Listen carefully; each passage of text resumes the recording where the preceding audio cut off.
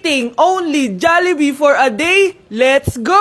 Pero guys, may rules tayo. Hindi ako pwedeng umulit ng o-orderin. Kung nag-chicken ako ng breakfast, bawal na ako mag-chicken ng lunch. So, tara na, mag-umpisa na tayo. Hi guys! Good morning! So, it's currently 9:07 a.m. Magpa-breakfast na tayo at alam nyo na kung saan tayo kakain, sa itim na bubuyog. Let's go guys! Guys, nandito na tayo! Guys, so may pang breakfast pala sila. May breakfast pa po?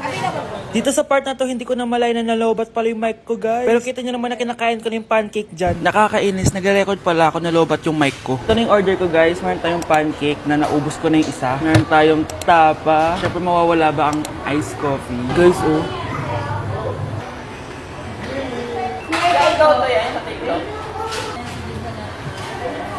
Sarap na, guys. This is my new favorite. Okay, next naman, itong tapa. Tikman na natin.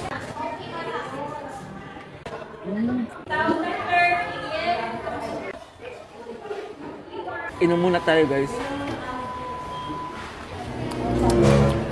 Okay lang tong iced coffee nila. Wait lang, guys. Uubusin ko lang lahat to.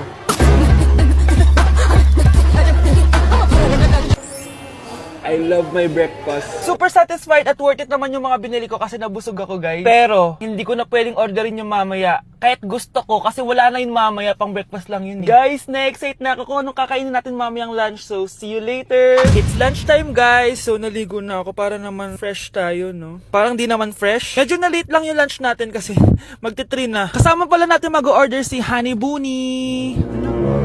Jane, okay ka pa ba? Eto na, guys! Na para bang magbumukbang ako. Guys, nakikita nyo ba to? Sana nagugutom na kayo habang pinapanood nyo to. Sarap! Ano ba? It's giving talaga, mga mima ko. Ito na talaga ang ginagamit ko sa laps ko.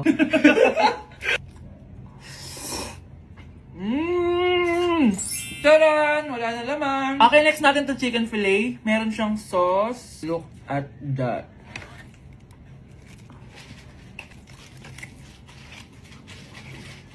Ano bunch? Buo. Subo mo buo. It's giving din, mga mima ko. Guys, nakikita nyo ba yan? Napaka-perfect ng mga manok na yan, no? So natin. Alam kong takam na kayo. Tingnan nyo to, guys. Bumili na kayo.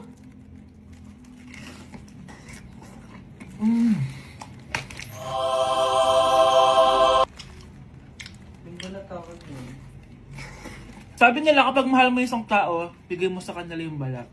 Balat ng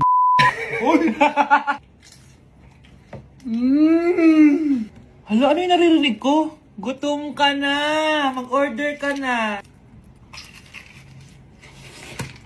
Sir, tapos na po. Grabe! Sobrang busog! Ang next natin ay merienda at dinner. So, see you guys later! So, di na ako nakapag-vlog ng merienda, kaya iisahin ko na yung merienda tsaka dinner. Ito na siya, guys! Bawal na ako mag-chicken kahit gusto ko mag-chicken. Hindi ako napaso, guys. Sarap talaga ng peach mango. At eto, hindi sa akin to. Kay Jungkook Im nito to. By the way, guys, nasa bahay tayo ni Rodolph. Ayan. Oh. Hello, may tatawagan na ako. Yabang. Wow.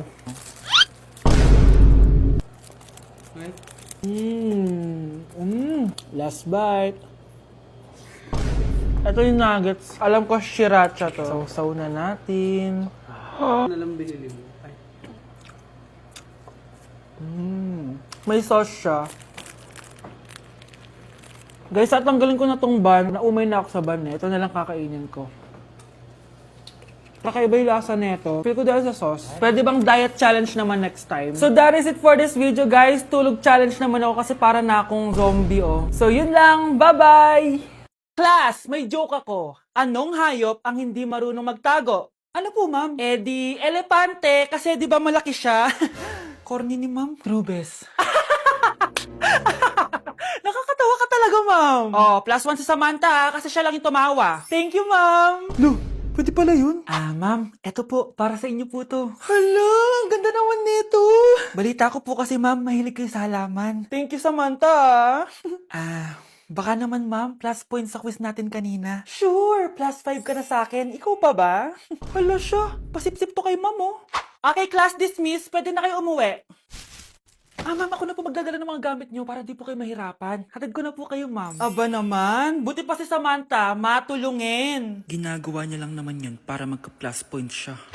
Ay, nakakainis si Samantha, no? Halatang nagpapasip-sip lang siya kay ma'am. True. Kaya siya yung top 1 palagi eh, dahil sa mga binibigay na points si ma'am. Guys, tingnan nyo. Convoy yan ng magulang ni Samantha tsaka ni ma'am. Babayaran daw si ma'am para maging valedictorian si Samantha. Grabe. Sumusobra na kayo. Okay, class, may i-announce ako. Ang valedictorian natin ay si... Sino pa ba? Eh, di si Samantha. Hala, totoo ba? Hindi ko expect. Congrats, Samantha! Ang galing nyo! Ang galing mong bumili ng grades! Ha? Scarlett, sit down! Ay, no! Convo nyo to, diba? Magkano binigay sa'yo, ma'am? 1,000,000? Wow, easy money! Alo, nagpapabayad si ma'am? Grabe! Ano kaya magiging reaction ng principal pag nasend ko to sa kanya? Hindi yan totoo! I-delete mo yan! Oops! Sorry na send! Deserve nyo yan. Lumalaban kami ng patas dito. Kailangan nyo managot. Okay, class! Namiss nyo ba ako? Bumalik na si ma'am! At dahil first meeting natin, hindi muna ako magli-lesson. Gusto nyo ba yon? Ma'am, pwede po kami kumain sa kantin? Sure! Oh, yung mga gustong kumain, kumain na. Gawin nyo na lahat ng gusto nyong gawin. Basta, today lang yan ha. Next week, magli-lesson na tayo. Grabe, ang bait talaga ni ma'am, no? True, be. Kaya favorite ko yan si ma'am eh. Tara na, kain na tayo. Okay, class. What is the powerhouse of the cell? Scarlett? Ano ba yun? Starts with letter M. Mitochondria? Very good! Kaya mo naman pala eh. Thank you, ma'am. O, class, mag-e-exam kayo ha. Dinalian ko na to para sa inyo. Lahat ng nasa lesson natin, nandito. Okay, get one and pass. Oo nga, ang dali lang. Makaka-perfect pa ata ako. A few moments later. Okay, time's up. Pass your papers. Wow naman, lahat kayo nakakuha ng high scores. Magaling ka kasi magturo, ma'am. Okay, class, dahil Friday ngayon, gusto ko mag-enjoy kayo sa weekends. Kaya naman, hindi ako magbibigay ng assignment. Yes, thank you, ma'am. Makakagala ako. At isa pa, class, malapit na mga anak si teacher, oh. Magli-leave muna ako ng ilang months. Ha? Habang wala ako, si Ma'am Diana muna ang papalit sa akin. Maging mabait kayo sa kanya, ha? Hi, class. Namiss niyo ba ako? At dahil first meeting natin, may surprise quiz kayo. Nandito na naman yung pet peeve ko. Hindi! Hindi!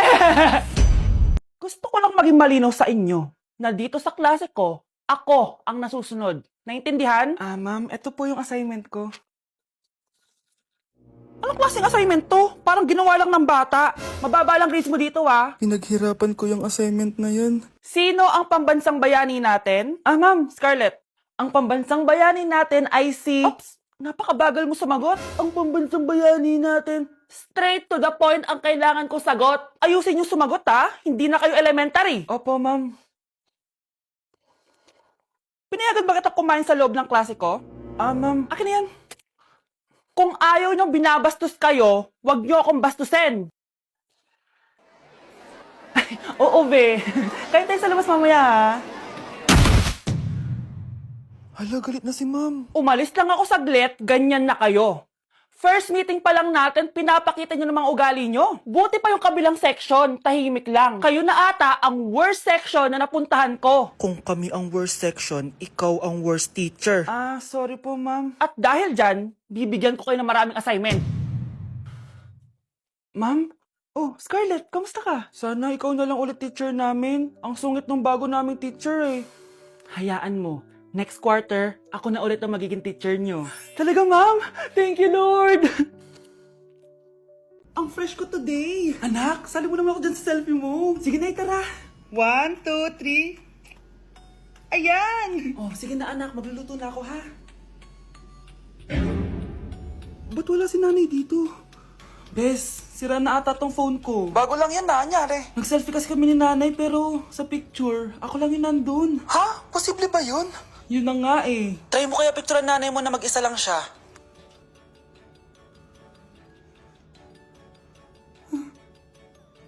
Wala talaga siya.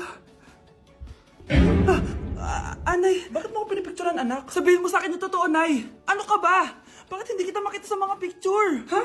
Patingin. Oh, nandito naman ako Ano sinasabi mo, anak? Alam mo, anak, kumain ka na doon. Gutom lang yan. Scarlett, mag-ingat ka sa nanay mo. Ha?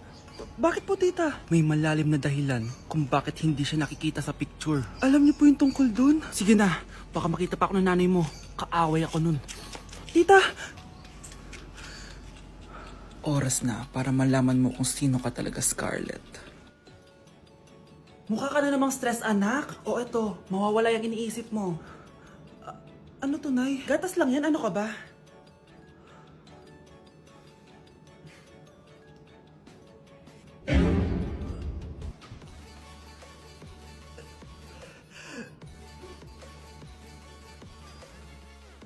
Aroy, tinanggalan ako ng ngipin. Napakalaki ng tinanggal sa akin. Hello guys! Kung napapansin nyo, naka-brace na naman ako. Ilang araw din ako di makakain na maayos dahil sobrang sakit niya guys. So bakit nga ba ako nagpa-brace ulit? Fun fact lang guys, 6 years na ako naka-brace before. Pero di pa rin na-address yung issue sa ngipin ko. Kung makikita nyo sa picture guys, medyo palabas or flared yung ngipin ko. Kaya naman nag-decide na ako na magpa-brace ulit. Sabi din ng dentist ko, kailangan daw tanggalin yung 4 na premolars ko para daw pumasok yung mga ngipin ko. Kaya ngayong araw, tatanggalin yung mga premolars ko. Bago pala ako pumunta ng dentist, kumain na muna ako kasi alam ko di ako makakain mamaya. Buti na lang talaga masarap ang ulam at nakakain talaga ako na madami. Medyo kinakabahan nga ako kasi ngayon na lang ulit ako mabubunutan ng ngipin. Yung last bunot ko ata nung bata pa ako. Dahil tulog pa si Honey Bunch, di ko na siya gigisingin. Ako na lang mag-isa pupunta sa dentist. Good luck na lang talaga sa akin mamaya. So ayan, kinakausap na ako ni Doc. Sabi niya wala daw ako mararamdaman na sakit kasi may anesthesia naman daw na ilalagay. Ito pala yung x-ray ng mga ngipin ko. So yung may black dot dyan, yun yung mga tatanggalin. Kung makikita nyo din, impacted din yung wisdom tooth ko. So ipapatanggal ko din yan soon. Ito na guys, last look na buo ang ngipin ko. Kasi mamaya bungal na ako. Ayan guys, nilalagay na ni Doc yung naming cream para kapag in-inject na ako ng anesthesia, wala na ako maramdaman. Dito sa part na to, di ko na ma-feel yung bunganga ko. At thank you Lord talaga, hindi siya masakit. Parang hinihila lang yung ngipin mo ganun. Charan! Tapos na, medyo nahirapan si Doc ha. Paano di mahihirapan? Sobrang laki ng kinukuha. Rate ko yung pain niya, siguro 3 out of 10 lang. Pero alam ko mamaya pa to sasakit pag wala na yung anesthesia. Sabi ko din kay Doc kung pwede ko bang itago yung ngipin ko, ilalagay ko lang sa ilalim ng unan. Eto na guys, ang itsura ng ngipin ko ngayon, bungal ira na. Dalawa lang pala muna binunot ni Doc kasi next week daw yung dalawa pa. So yun lang naman guys, bye!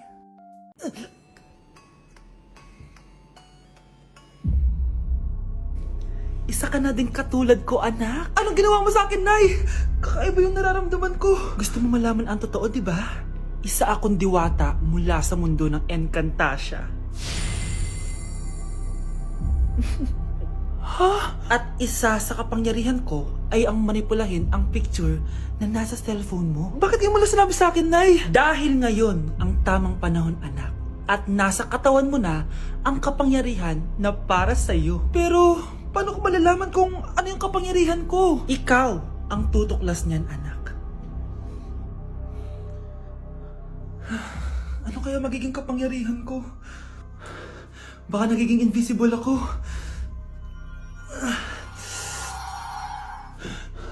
Hindi ako nawala.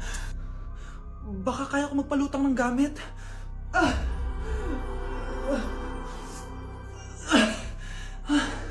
Hindi lumutang. Ang hirap naman neto. Baka kaya ko tumagos sa pintuan. Aray. Tatay ako.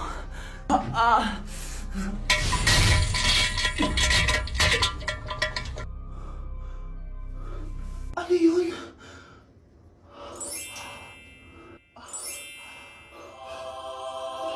Ito ba yung kapangyarihan ko? Tumain ng ginto? Nay! Alam ko na yung kapangyarihan ko! Tumatay ako ng ginto! Anak, uminom ka na maraming pampatae para yumaman na tayo! Talino mo talaga, Nay. Sakit ng pagkaramdam ko. Hala, ano nangyari sa akin? Nay? Anak, tulungan mo ako. Ano nangyayari sa'yo, Nay? Pati ulo ko. Nay, ito na yung gamot mo. Tama na.